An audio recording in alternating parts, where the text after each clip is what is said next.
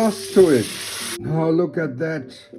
Buller from Sweden, and we've got 2 packages today. So easy. Put 500 grams of minced meat and put this one for meatloaf. Just put it in and go for a little bit of onions and put the rest of the onions right in here. And then we've got this lovely sauce package. Just put it in here. See? And we're gonna put some mushrooms inside, a little bit of milk, and there we've got some leftovers of a cream sauce.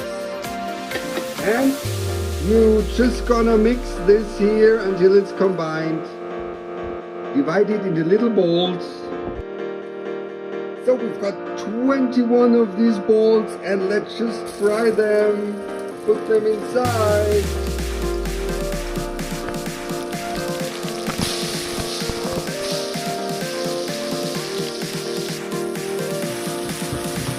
They are beautiful now, and we just introduce our sauce to it.